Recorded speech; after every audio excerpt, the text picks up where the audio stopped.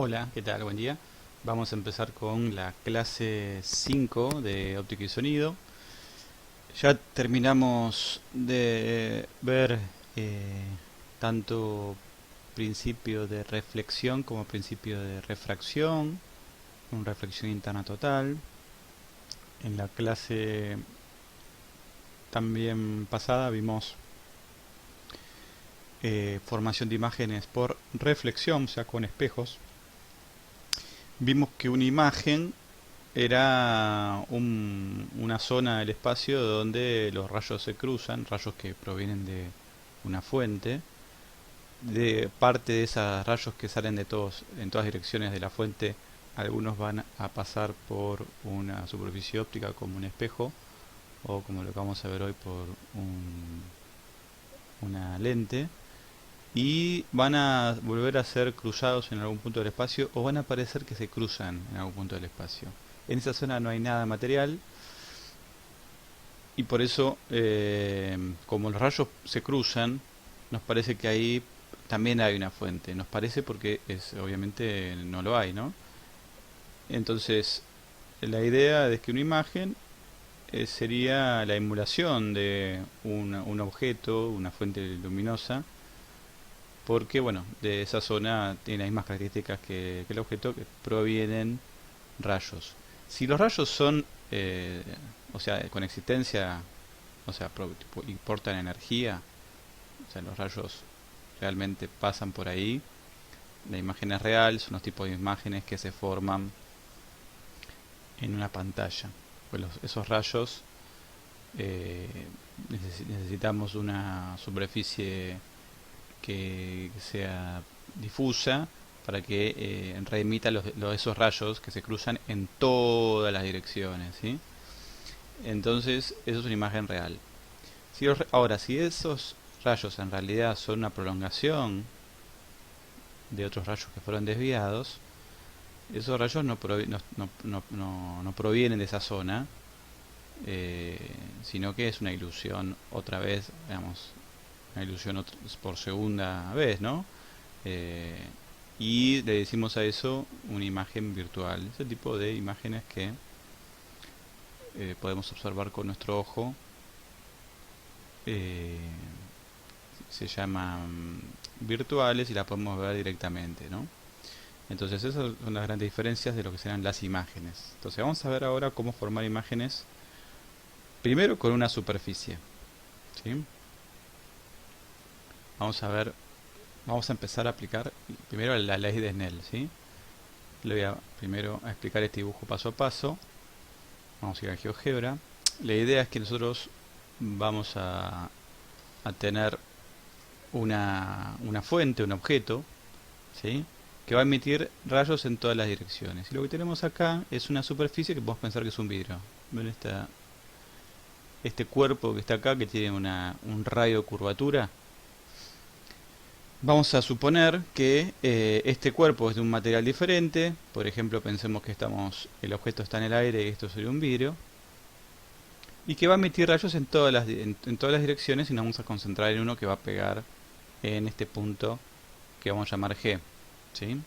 Entonces, lo que vamos a tratar de pensar es dónde se forma la imagen de este objeto, dónde se va a volver a cruzar el rayo que fue emitido por el objeto, ¿sí?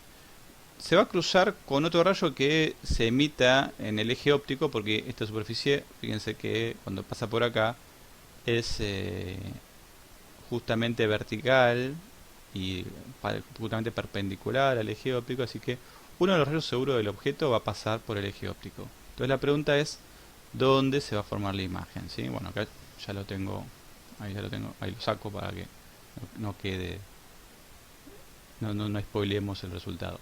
Entonces primero vamos a analizar un rayo que va a pegar en el punto G. De los miles de rayos que salen del objeto, vamos a concentrarnos en uno.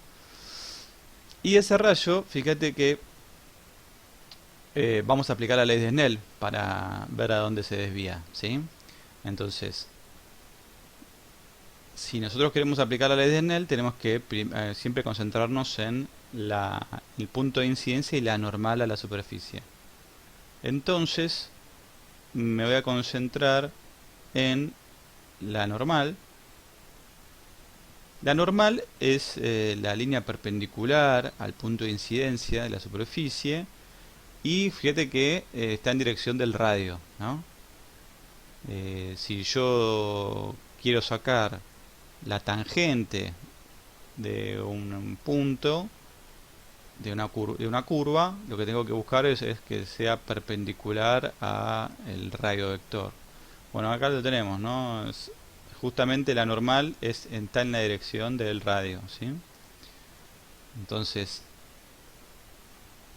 y acá se forma un ángulo entre el rayo 1 y la normal. ¿Lo llegan a ver? A ver si podemos. Ese no. Es este, ¿no? Tita 1. ¿Sí? Ahora, si paso de una superficie rápida a una más lenta, lo que hemos visto era que el rayo se iba a acercar a la normal.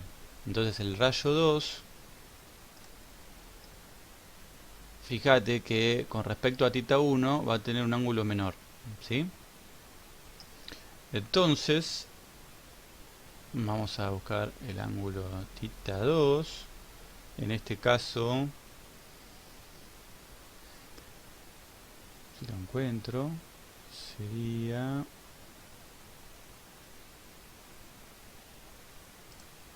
A ver...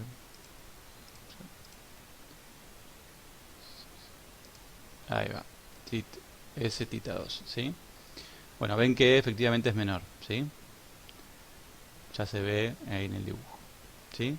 Y bueno, voy a tener una imagen en este punto, ¿sí? En ese punto de vuelta los rayos se van a cruzar y nos da la sensación, nosotros vamos a tener acá que observar desde la derecha, ¿no?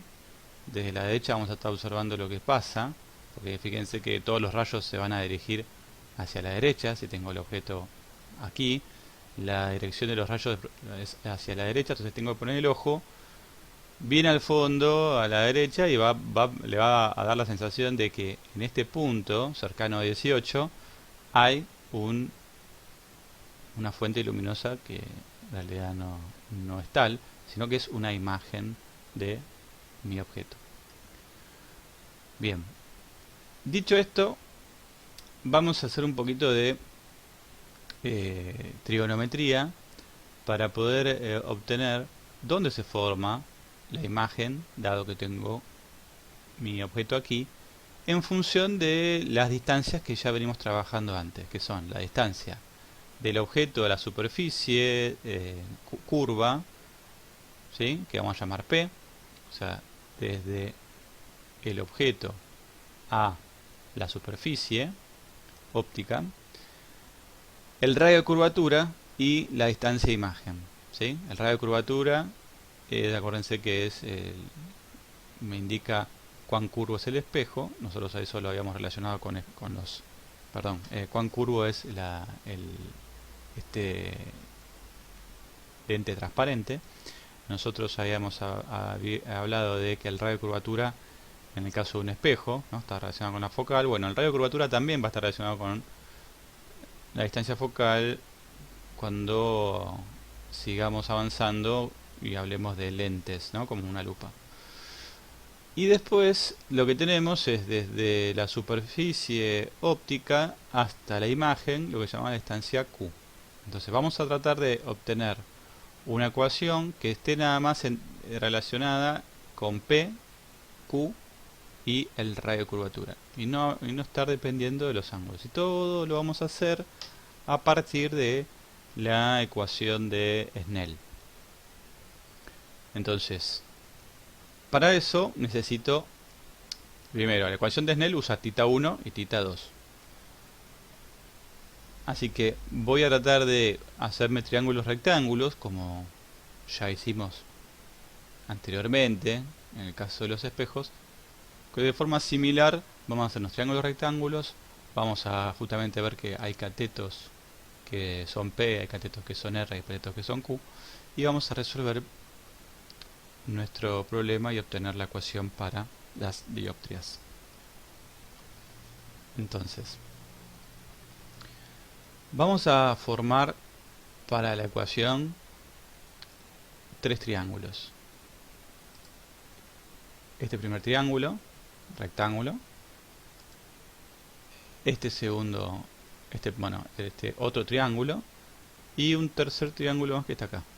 ¿Sí? Esos tres triángulos que tengo ahí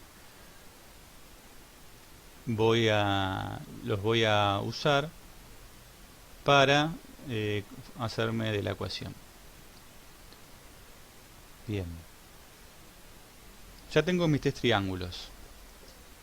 Estos tres triángulos tienen cada uno catetos. El primer triángulo, si se fijan, tiene como cateto adyacente a lo que llamamos alfa, P. ¿Sí? Y el segundo triángulo tiene como cateto algo similar al radio de curvatura, ¿sí? Que es un poquito menos, ¿sí? Ahí vamos a tener que hacer una aproximación. Y el otro triángulo, este, tiene como cateto algo similar a Q. Como las superficies que nosotros vamos a trabajar van a ser superficies con un radio muy grande, acá está exagerado para que ustedes puedan apreciar el cálculo. Bueno, esta distancia que está acá de exceso entre 7 y 8 va a ser muy pequeña y directamente la vamos a despreciar, ¿sí? También vamos a hacer otra aproximación más, ¿sí? Obviamente que esta aproximación no va a servir si las dioptrias son con un radio muy pequeño. Entonces las cuentas que vamos a utilizar sirven para el caso que se llaman de radios de lentes de radio muy grande o lo que llamamos a conocer como lentes delgadas. Bien, entonces ya tenemos aquí mi imagen de mi dioptria, mi cuerpo hecho de vidrio que desvía los rayos del objeto y forma una imagen en este punto cercano a 18. Entonces, lo que voy a hacer va a ser analizar esos triángulos, ¿sí? Primera aproximación que voy a hacer, o la segunda si ya comenté la primera, ¿no? Pero otra aproximación que voy a hacer. Fíjense que θ 1 y θ 2 son los ángulos de incidencia y el ángulo de refracción respecto a la normal. Si esos ángulos son pequeños, o sea, cercanos menos a 10 grados, que acá no lo son, porque está exagerado, vamos a poder hacer una aproximación que se llama aproximación paraxial y tiene que ver con que nos vamos a sacar de encima las funciones seno, ¿sí? De esta manera. Ustedes esto, si pueden tener una calculadora a mano, mejor, porque eso le va a servir para comprobar esta aproximación. Fíjense, si nosotros hacemos el seno de ángulos menores a 10 grados, por ejemplo 5 grados, en radianes, el ángulo, si ustedes tienen una calculadora, ustedes la pueden usar en grados, degrees, o radianes, ¿sí? Y que es el rad en la calculadora. Yo les aconsejo que hagan esto, la usen en radianes, ¿sí? Y hagan el seno de 5 grados, que equivale a poner el seno de 0,0873. Y si hacen la cuenta, le va a dar casi lo mismo, 0,0872. O sea, la diferencia porcentual es de menos del 1%, ¿sí? Está casi 10 veces menos que el 1%, 0,1%, ¿sí? Entonces, si lo hacen también para 10 grados, le va a pasar lo mismo. Si pasan 10 grados a radianes, ¿sí? Le va a dar que la diferencia porcentual todavía sigue siendo menor a 1%. ¿Sí? Entonces, mientras más chico sea el ángulo, lo que vamos a poder pensar es que el seno del ángulo se parece al ángulo, ¿sí? La aproximación que estamos haciendo es esta, ¿no? Es decir, bueno, cualquier ángulo que sea pequeño se parece directamente al ángulo en sí. ¿Está bien? Entonces nos sacamos de encima esto obviamente si el ángulo es mucho menor que 10 grados. Y 10 grados es bastante para las lentes, ¿sí? Porque generalmente son lentes, primero que no tienen mucho diámetro, ¿sí? O sea, están muy cerca del eje. Entonces, al estar muy cerca del eje, ya los rayos no pueden tener grandes valores, así que nos va a servir mucho esta aproximación. Y la idea es que en laboratorio ver que esta ecuación también es válida, ¿no? Si no fuera por la cuarentena, podríamos validarla, ¿sí? Y la idea también de un poco la práctica experimental. Ver que los modelos que hacemos, las simplificaciones, son válidas, ¿sí, no? Entonces, la idea es que la ecuación de Snell se nos transformó en esto. Para ángulos pequeños, la ecuación de Snell termina siendo esto. Una multiplicación entre n1, el ángulo, y acá hay que tener en cuenta que, bueno, para que no tiene que tener dimensiones, ¿sí? El resultado directamente es adimensional de vuelta, ¿sí? Entonces, lo que vamos a hacer ahora es decir, bueno, ya tenemos nuestra ley de Snell para ángulos pequeños. Ahora, lo que vamos a hacer es, en vez de pensar el ángulo de incidencia, θ 1, y el ángulo de refracción, θ 2, vamos a relacionarlos con los triángulos que nos formamos recién. Bien, entonces nuestro objetivo ahora es aplicar esta ley de Snell, así hecho con la aproximación paraxial, y poner todo en función de distancia objeto, R y Q, usando nuestros tres triángulos que se forman acá. El triángulo 1, que lo forma el rayo 1 con P, que es este que está aquí. El triángulo 2, que lo forma el radio de curvatura con el punto de incidencia, ¿sí? Y la normal. Y el rayo 3, que es el que lo forma el triángulo 3, que es el que lo forma el triángulo rectángulo que está formado por el rayo 2, el eje óptico y el punto de incidencia, ¿sí? Entonces, lo que voy a tratar de pensar es cómo puedo reescribir al ángulo de incidencia en función de los ángulos de los triángulos que tengo acá, y lo mismo con θ 2, para poder escribir todo en función de P, Q y R. Entonces, si yo me trazo una línea auxiliar que sea horizontal, veo que θ 2 lo pueden formar dos ángulos que están acá. Esa suma de dos ángulos me va a dar el ángulo de incidencia. El ángulo que está aquí, fíjense que sería el ángulo que lo forma el rayo 1 con una línea horizontal para el eje óptico. Así que este es alfa. ¿Lo ven? Este ángulo que está aquí lo forma la normal con una línea auxiliar horizontal, que es paralela al eje óptico. Así que si se dan cuenta, ese es justamente beta. Beta también está formado por la normal y la horizontal. Entonces ya sabemos que θ 1 es alfa más beta. Después, θ 2 la puedo expresar como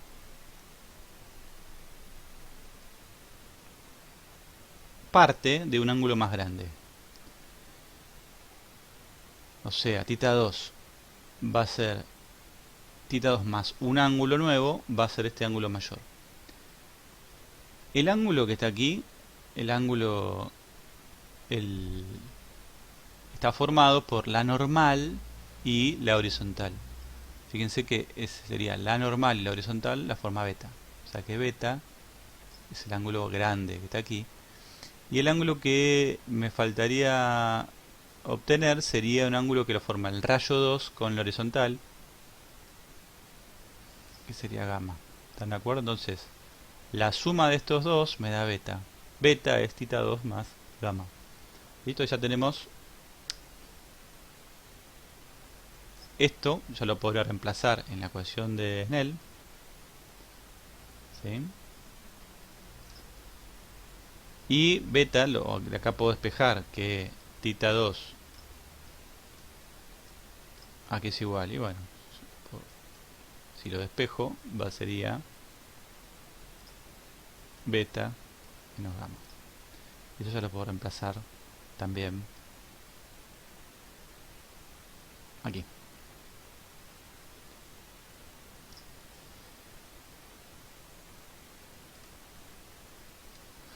Entonces, si hago el reemplazo, llegamos a que nos queda esta relación. Recuerden que siempre lo que estamos buscando es a ver, es que nos quede todo en función de P, Q y el R. Y lo que hacemos ahora es estos tres triángulos que teníamos ahí. Fíjense que por la misma aproximación paraxial podemos relacionar los catetos opuesto y adyacente. Si el seno se parece al ángulo, tangente también, ¿sí? Eso lo pueden pensar, ¿no? Porque tangente es seno sobre coseno. El coseno de ángulos pequeños es 1, y ya vimos que el seno se parece al mismo ángulo, así que directamente me queda de vuelta también que si seno se parece al ángulo, tangente también se parece al ángulo. Así que esto también se parece al ángulo directamente.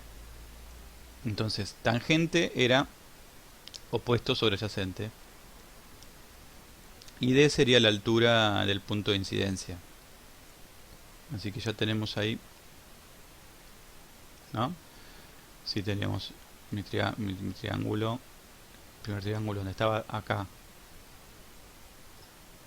Mi primer ángulo, esto era D, y acá esto era P.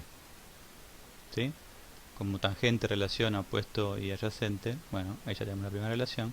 Lo mismo con los demás. Entonces, ya tenemos aquí las tres relaciones que nos va a permitir hacer el reemplazo y llegar, con un poco de álgebra, a una ecuación que se llama ecuación de la dioptria, que permite saber dónde se forman las imágenes por refracción. Esta ecuación tiene solamente características del vidrio y los de los medios, o sea, el índice del medio 1 y el medio 2, el radio de curvatura, la distancia objeto y distancia imagen. Todo lo que me proponía al principio, ¿no? Entonces, no voy a trabajar con ángulos, voy a trabajar con estas distancias que son más fáciles de medir. Entonces, esta ecuación ya la tienen para anotar, ¿sí? Y la convención de signos para este para esta ecuación es la siguiente. Si yo tengo un objeto y siempre miro todo en dirección a donde se propaga la luz, ¿no? Si la luz se propaga de un objeto que está a la izquierda de la pantalla, se va a propagar hacia la derecha, ¿no? Si el objeto está delante de la superficie, es un objeto real y eso será positivo. Eso todavía objetos virtuales no vimos porque necesitamos más de una superficie, ¿sí? Entonces por ahora, igual que siempre. La imagen, acá, se me puede formar delante de la superficie o detrás. Si se me forma detrás, va a ser positiva. Fíjense que es el caso, ¿no? El caso anterior es este, se me formó detrás de la superficie, ¿sí? es una imagen real. Si se me forma adelante es una imagen virtual. Y el radio de curvatura, fíjense que me dice que es positivo si el centro de curvatura está detrás de la superficie, que es el caso que estamos analizando ahora, ¿no? Dice, el centro de curvatura está detrás de la superficie. Entonces, ¿qué tienen que fijarse ustedes? Este punto, ¿no? Donde yo defino R está detrás de la superficie. En este caso sería positivo. Si la curvatura fuera al revés, bueno, si R está antes que la superficie, va a ser negativo. ¿Sí? Bueno, eso sería la convención de signos. Vamos a pensar un problema para poder ver cómo aplicar este tipo de ecuación. Pero ¿para qué me sirve sobre todo esta ecuación que tengo acá? Porque ahora yo lo que voy a hacer más adelante es usar otra superficie y hacerme una lente como una lupa, ¿sí? O sea, voy a tener no una superficie sola, sino dos superficies. Y voy a ahí entonces tener dos superficies que forman una lente transparente como la que ustedes conocen y alguna vez habrán visto. Por ejemplo, los anteojos, ¿sí? Que tienen dos superficies curvas, ¿sí? Una puede ser plana, bueno, ahí veremos qué pasa con R. Pero bueno, son dos superficies en sí. ¿Está bien?